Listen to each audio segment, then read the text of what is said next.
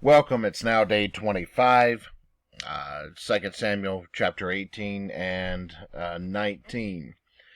We left off with some very choppy narratives in the previous readings. David, he had friends.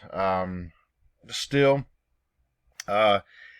Absalom gave us reasons not to like him, and no reason to like him, no reason to think that he is it and he's going to be it. And then, of course, reading today, we see that is confirmed. He was not anointed and to be king as Saul had and David had, and he was not destined to be king. Absalom and his party is going to go to war with David and his people, but the entire war, the entire conflict gets taken care of, and it has nothing to do with an armed battle.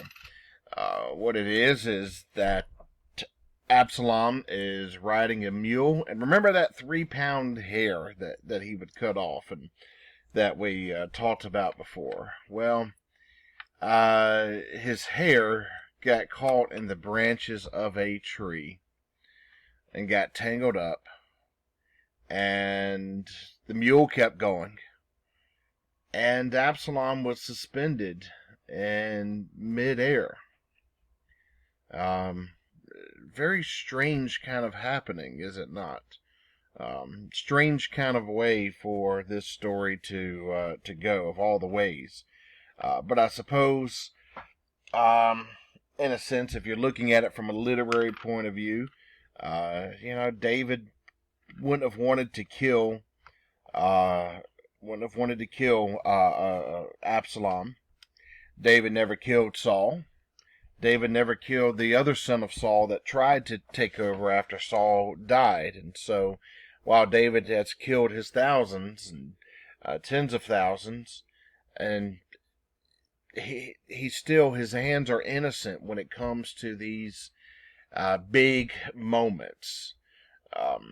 And so the messengers are going to they tell Joab, the chief military officer, that hey, there is Absalom suspended in air.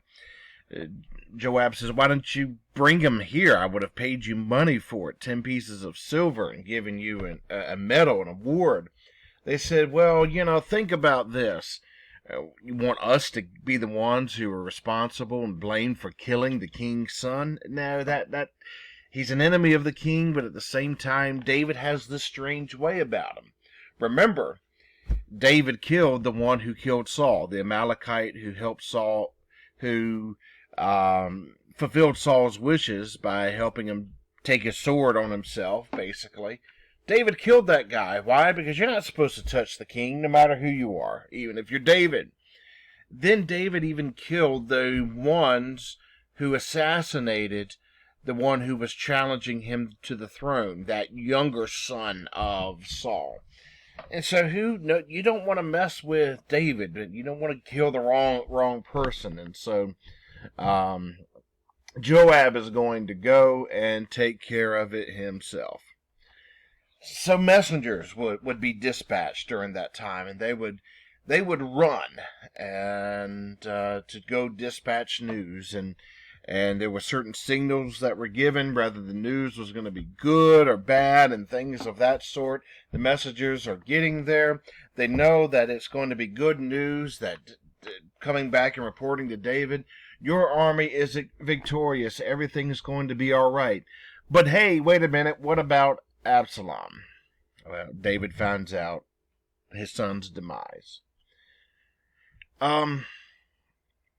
David grieves again, and he grieves hard, very hard. It's noteworthy in our text, and it's noteworthy as we go into chapter 19, by those whom David has surrounded himself with. And so now, three times, in relatively short order, David is going through quite an intense grieving process. Remember, he did for the child that he was having with Bathsheba that was lost. Then David, he grieved when Amnon, his son, was killed by Absalom in a honor slaying. And now he's grieving tremendously because Absalom has died. To the extent to where in chapter 19, Joab comes, and he's probably the only person that could get away with saying this to David. Joab's going to come and say, "What is it that you were doing?" He's going to get mouthy. You act like you wish Absalom had never died and we were all fighting. You got to think about this, David. You're acting sad when all of your men are happy and rejoicing. That's not good for morale. You're embarrassing your army, he says. You're hurting for our enemies, and you're despising your own people. You're not celebrating this victory. Now remember, things now look okay, but yet they're not but so good. David lost the support of a whole lot of people who gave their allegiance to Absalom. So the ones that you have remaining, do you want to disenfranchise or marginalize them? Albeit, David's going to go back to Jerusalem. The people are going to welcome him back there.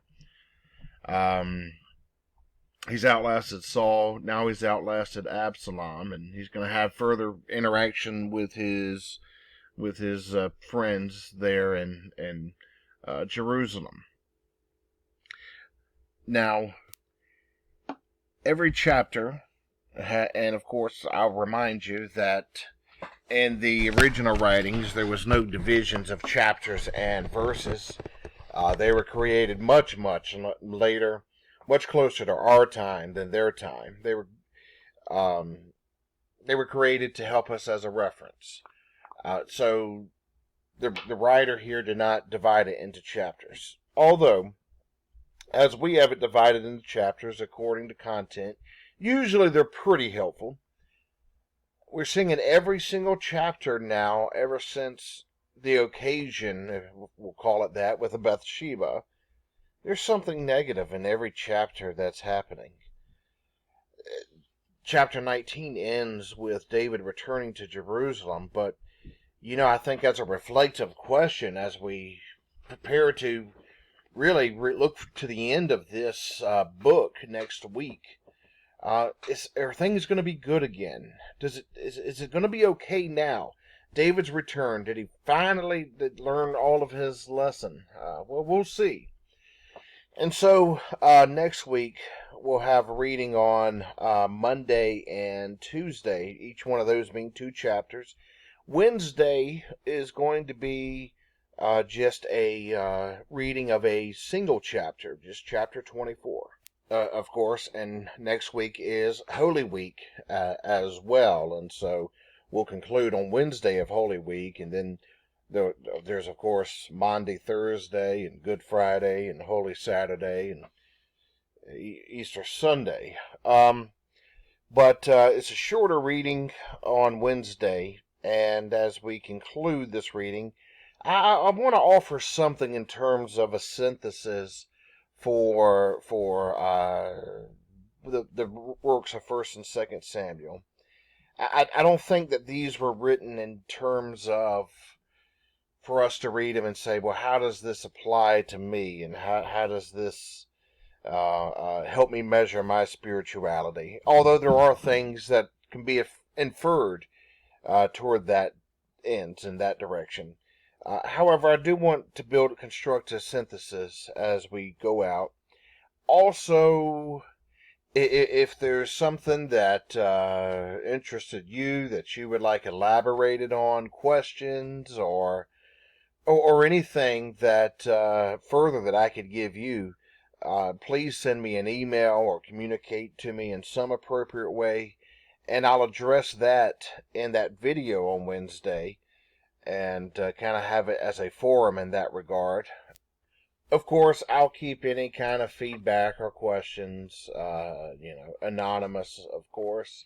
And so, I'll catch up with you again on these readings next week. Thank you all for joining with me over now 25 sessions worth. I hope it's been worth your while.